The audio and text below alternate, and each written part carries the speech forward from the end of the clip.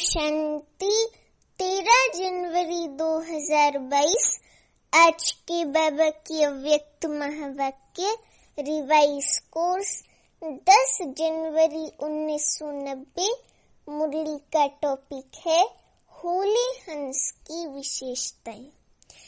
बाबा ने पिछले संडे कहा था ना कि आज होली हंसों की स्वच्छता सुना रहे हैं, आगे विशेषता सुनाएंगे। तो आज बाबा हम सभी को विशेषता सुना रहे हैं, तो सुनते हैं होली हंस की विशेषताएं। बाप दादा कहते आज सर्व बच्चों को विशेष आत्मा बनाने वाले बाप दादा हरेक होली हंस की क्या देख रहे हैं? विशेषता देख रहे हैं।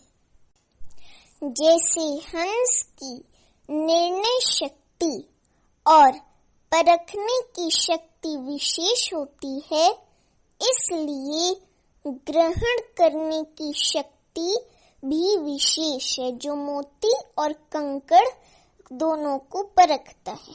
हंस कंकड़ और मोती को अलग कर देता है ना, तो उसके अंदर निर्णय करने की क्या मोती है और परखने की ये कंकड़ है, ये मोती है, ये दोनों शक्तियां हंस में होती हैं।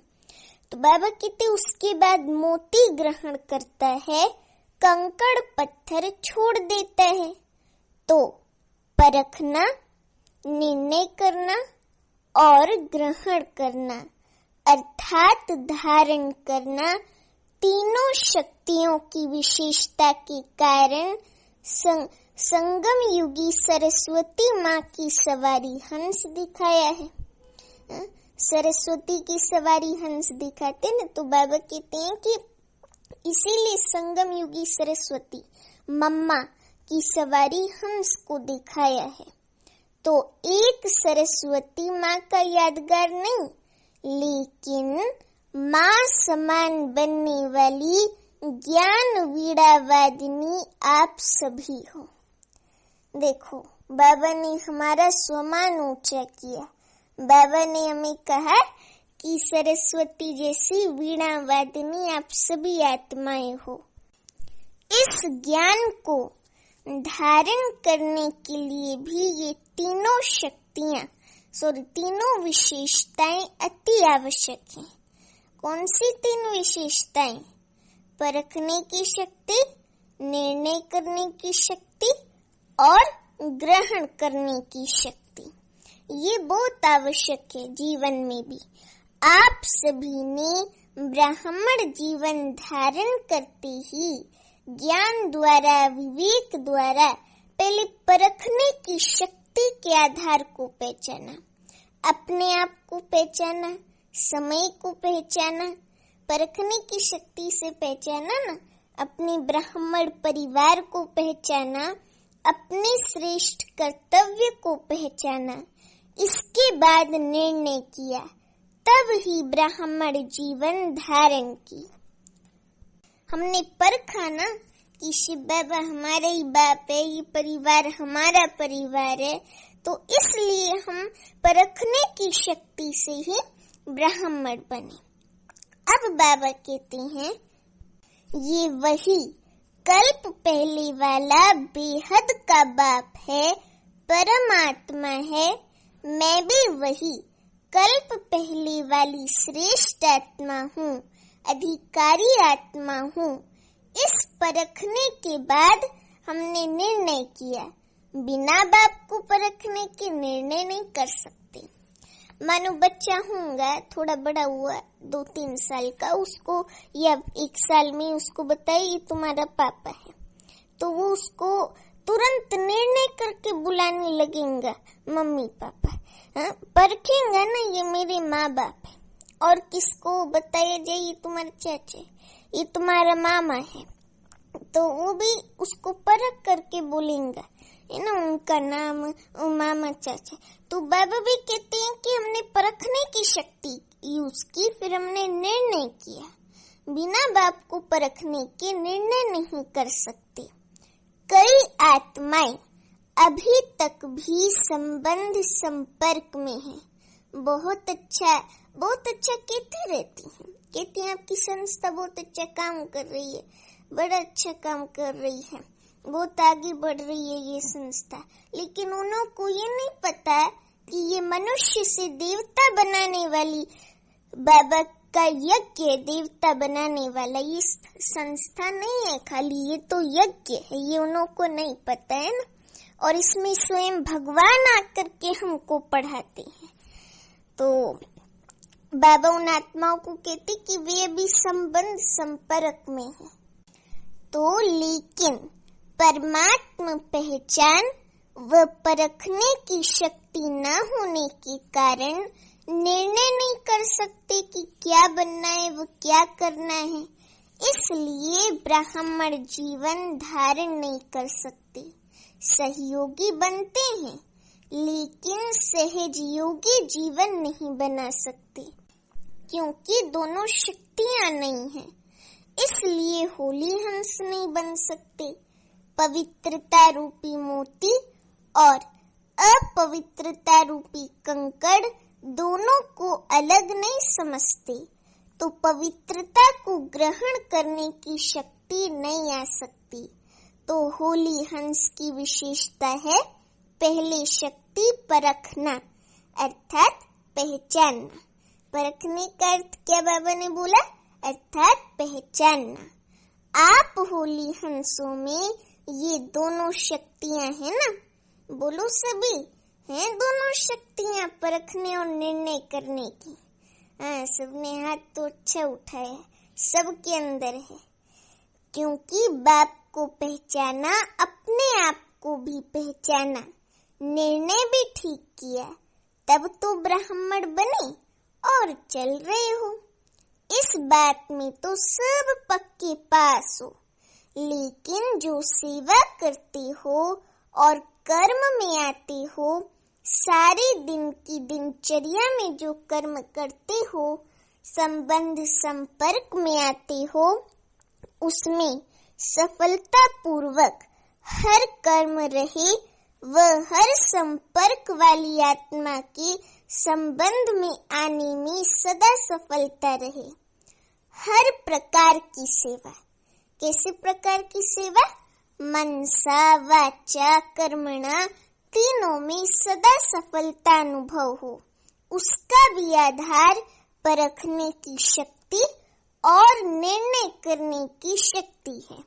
इसमें फुल पास हो, सेवा की सफलता व संपर्क में सफलता सदा न होने का कारण चेक करो। सफलता क्यों नहीं मिलती? बाबा कहते उसके पीछे का कारण चेक करो।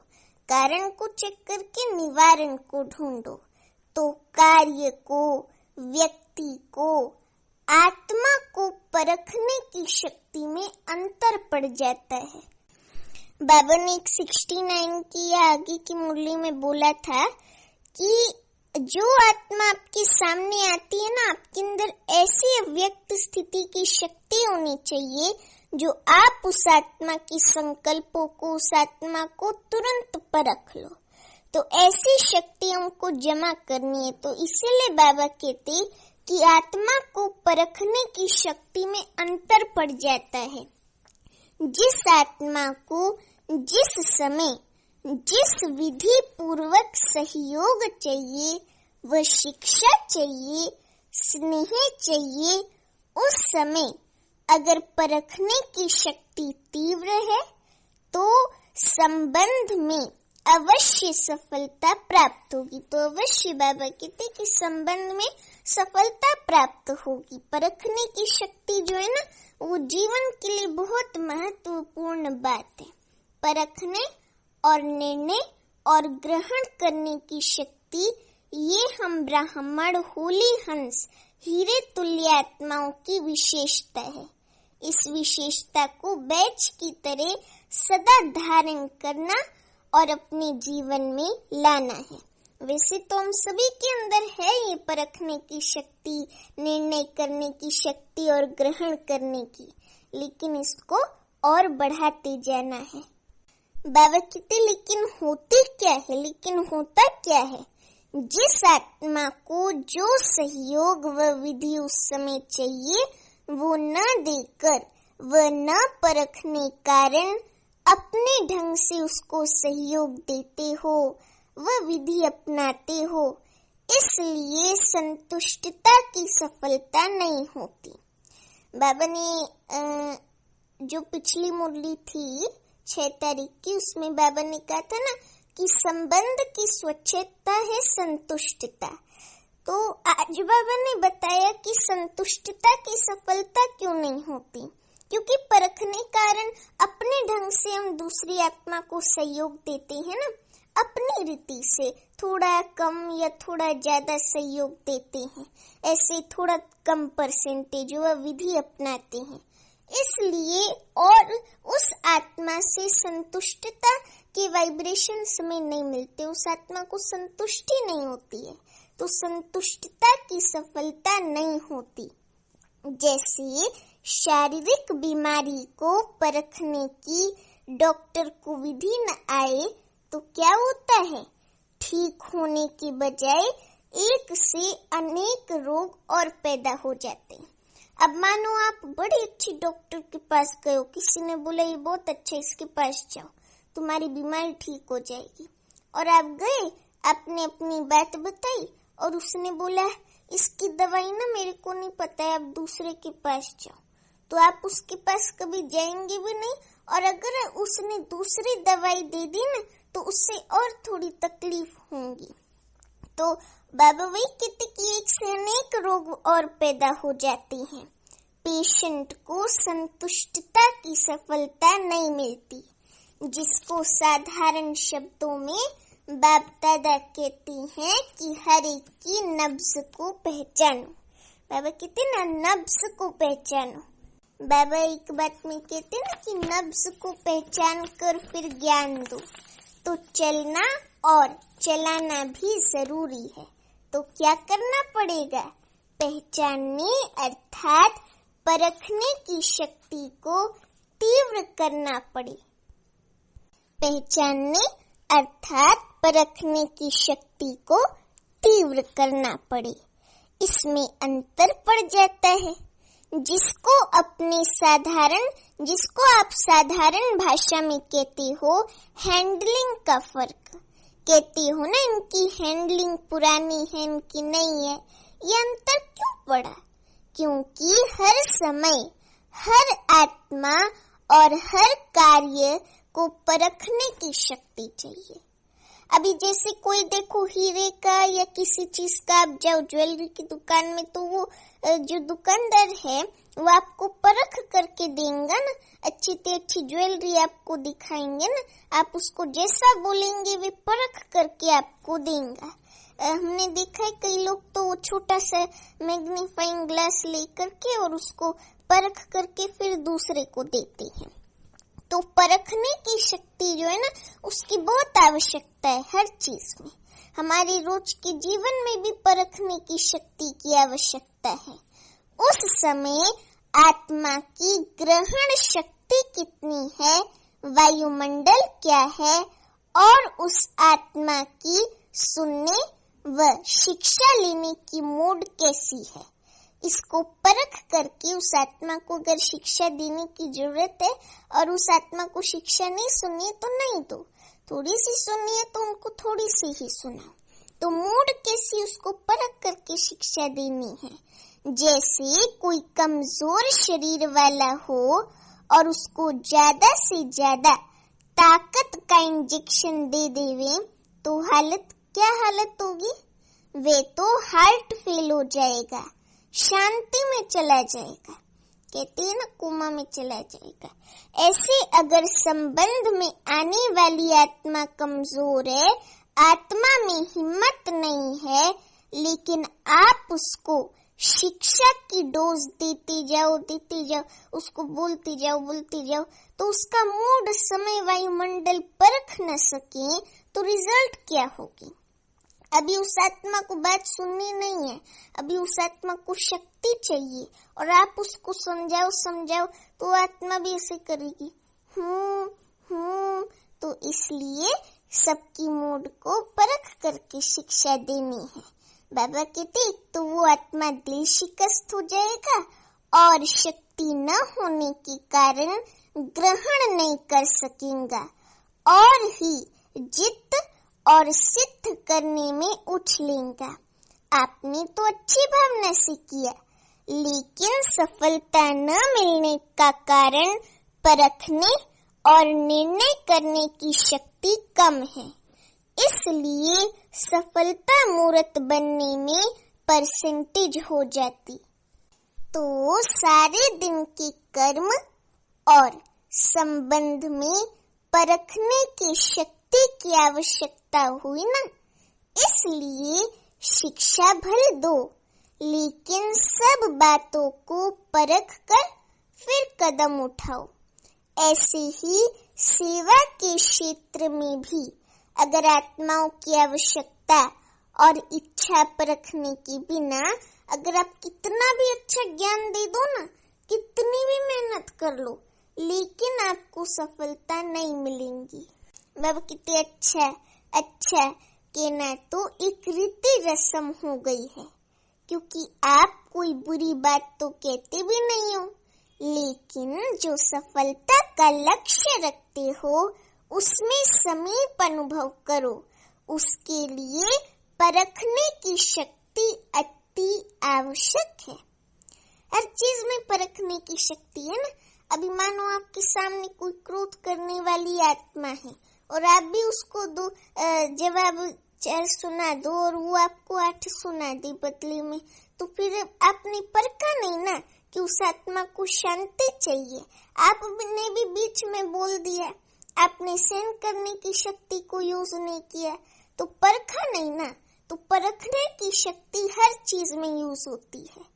पहले आत्मा को परखा जाता है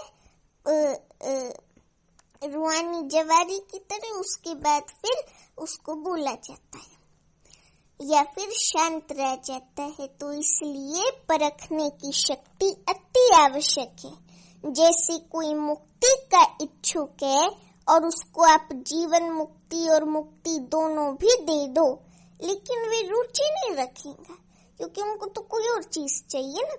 पानी के प्यासे को आप 36 प्रकार का भोजन दे दो, लेकिन वे संतुष्ट पानी की बूंद से ही होगा, न कि भोजन से। तो मुक्ति के इच्छुक को परख कर अगर उसको मुक्ति के बारे में स्पष्टीकरण करेंगे तो उसकी इच्छा भी बढ़ेंगी और जीवन मुक्ति में परिवर्तन भी हो जाएंगे। अभी आप बोलो नहीं, यहाँ मुक्ति उक्ति की बात नहीं होती, सीधे नहीं आत्मा को बोल दो, तो वो नहीं आएंगी ना बाबा के पास।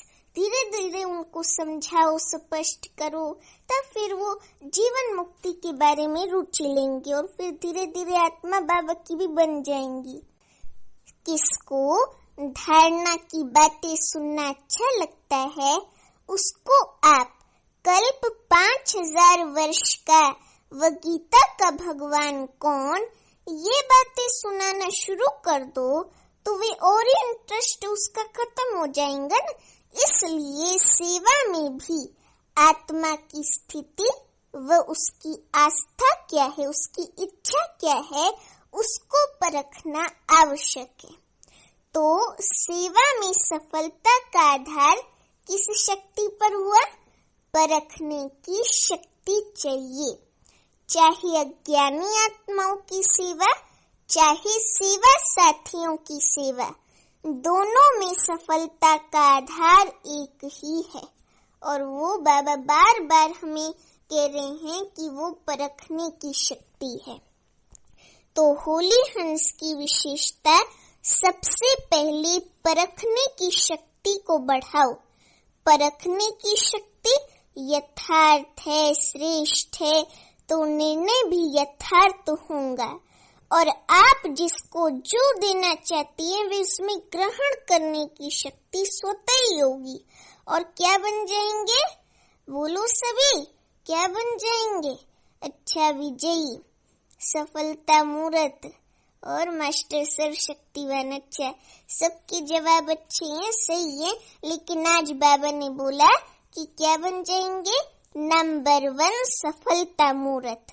तो चाहे सेवा में चाहे संबंध में लक्ष्य को प्राप्त करने के लिए इस लक्षण को धारण करो।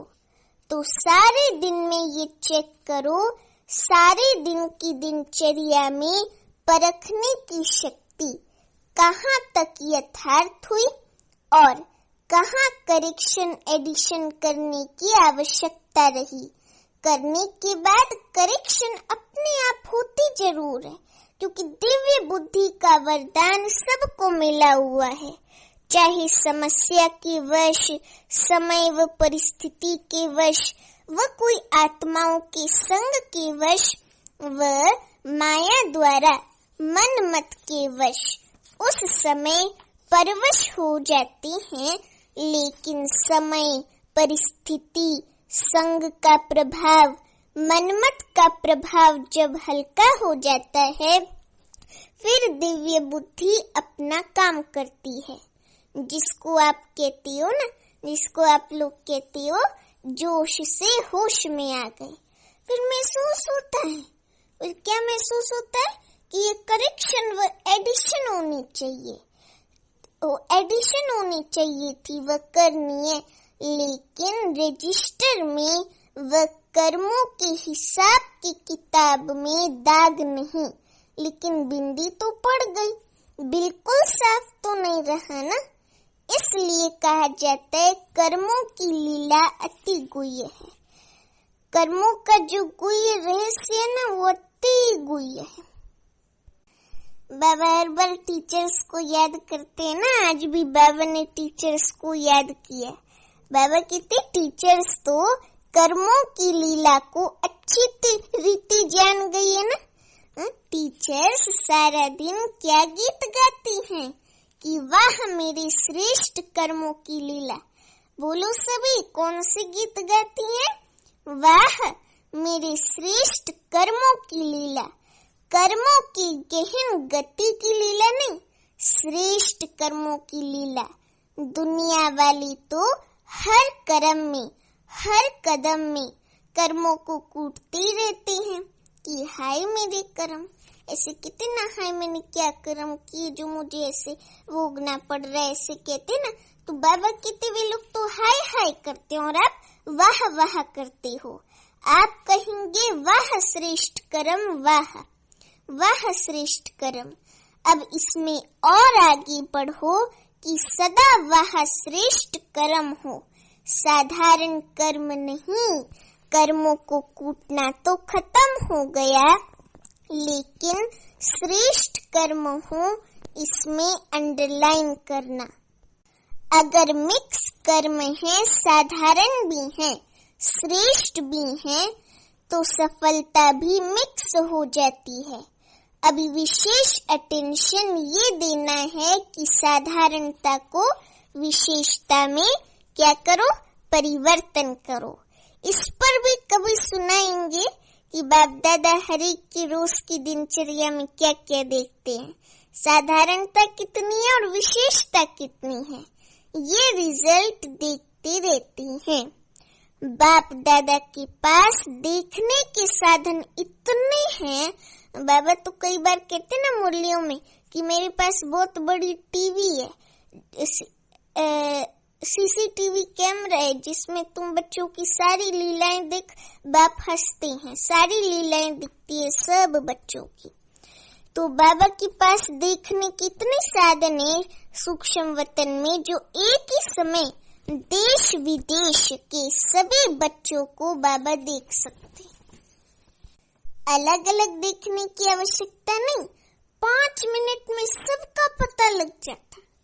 देखो कितना वंडरफुल जादूगर बाबा है, 5 मिनट में सबका पता लग जाता। बच्चों के वाह वाह के गीत भी गाते हैं, साथ साथ सामान बनाने की एम से चेक भी करते हैं।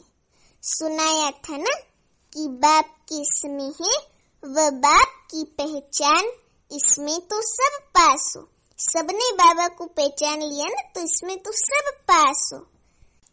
और कभी कभी तो कमाल के काम भी करते हो। अच्छी कमाल है, न कि धमाल वाली कमाल। कमाल है ना, अच्छी कमाल है, धमाल वाली कमाल नहीं है। कोई कोई बच्चे धमाल की भी कमाल करते हैं ना, होती धमाल है लेकिन कहते ये तुम्हारी कमाल है। इसलिए बाप दादा क्या कहते हैं, परखने की शक्ति को बढ़ाओ। देखो बाबा बार बार हम बच्चों को अटेंशन दे रहे हैं कि परखने की शक्ति को बढ़ाते जाना है। तो हम सभी को परखने की शक्ति पर विशेष अटेंशन दे करके इस शक्ति को बढ़ाना है। बाबा कहते अपने कर्मों को भी परख सकेंगे और दूसरों के कर्मों को भी यथार्थ परख सकेंगे, उल्टे को सुलटा नहीं कहेंगे।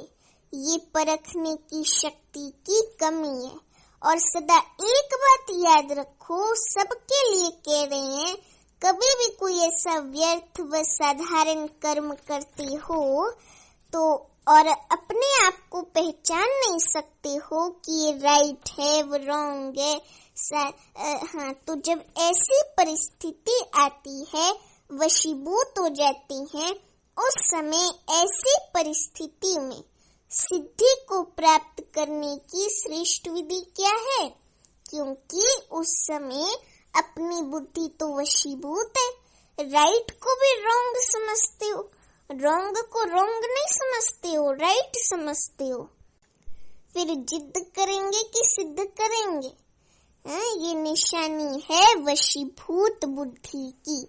ऐसे समय पर सदैव एक बाप दादा की श्रेष्ठ मत याद रखो कि कौन सी श्रेष्ठ मत है, वो याद रखना सभी बहुत सारे हफ्तों तक, आज से हर रोज याद रखना, भूल जाए तो रिवाइज भी करना भी। सुनो, श्रेष्ठ मत याद रखो कि जिन्हों को बाप ने निमित्त बनाया है, वे निमित्त आत्माएं जो डायरेक्शन देती हैं उसको महत्व देना चाहिए, क्योंकि बाबा ने उन्हों को निमित्त बनाया है ना, सेवा की व किस चीज के निमित्त बनाया है, तो उनकी आज्ञा माननी है। वो जो डायरेक्शन देते हैं उसको महत्व देना है। उस समय ये नहीं सोचो कि ये निमित्त बने हुए शायद कोई के कहने से कह रही हैं, इसमें धोखा खा लेते हो। निमित्त बनी हुई श्रेष्ठ आत्माओं द्वारा जो शिक्षा व डायरेक्शन मिलते हैं उसको उस समय महत्व देने से अगर कोई बुरी बात भी होंगी तो आप जिम्मेवार नहीं। बाबा कहते ना कि बाप संभाल लेगा, जैसे ब्रह्मा बाप के लिए सदा कहते हैं कि अगर ब्रह्मा द्वारा कोई गलती भी होंगी तो वे गलती भी बदल के आपके प्रति सही हो जाएगी। तो ऐसी निमित्त बनी हुई आत्माओं प्रति कभी भी ये व्यर्थ संकल्प नहीं उठना चाहिए कि अपने मन से कह रही हैं या किसी और के कहने से कह रहे हैं।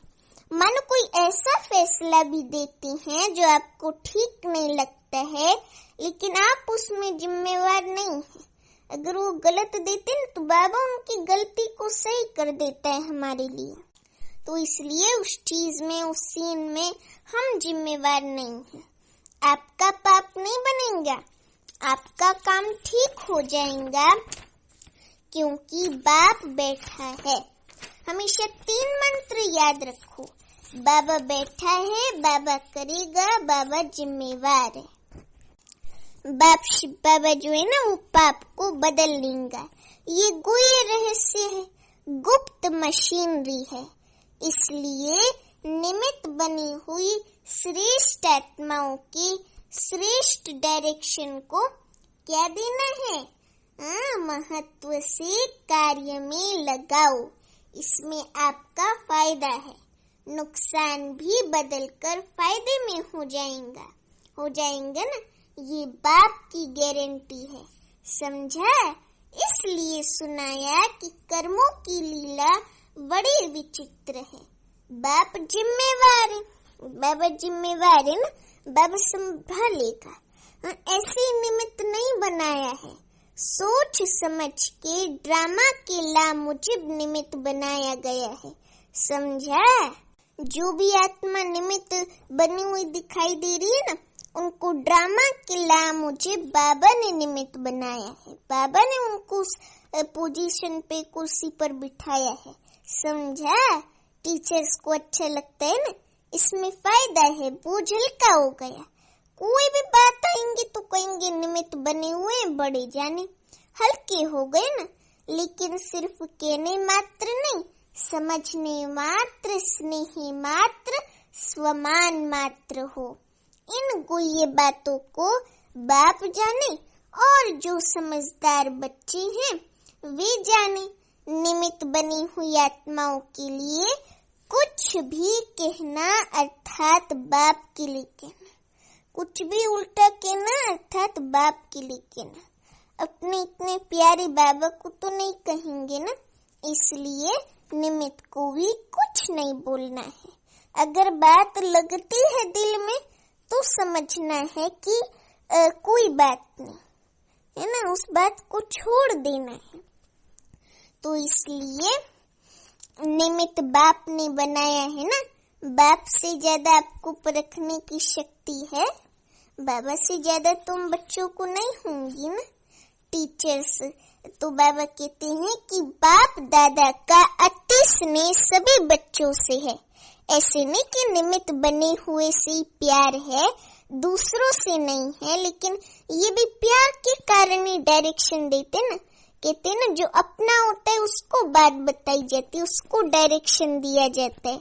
प्यार नहीं होता है तो कहते जैसे चल रहे हैं चलते रहें।